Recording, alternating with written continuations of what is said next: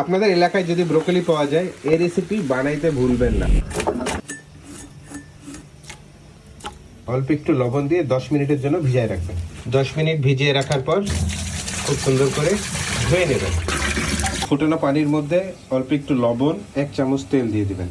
তার মধ্যে এখন ব্রোকলিগুলোকে দিয়ে দিবেন। পানিটা ফুটে গেলে নামাই ফেলতে হবে।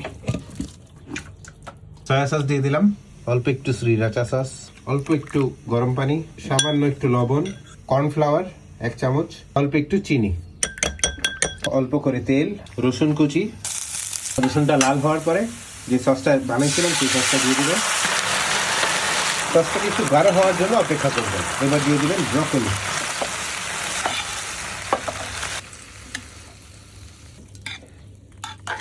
তৈরি হয়ে গেল গরম গরম গার্লিক ব্রকলি।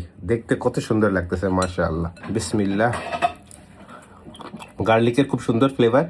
একটু করে সস নিয়ে নেবেন। এত ফাস্ট এত সুন্দর একটা রেসিপি হবে ভাবতেই অবাক লাগতেছে। বিদেশি বিদেশি ভাব। গুড।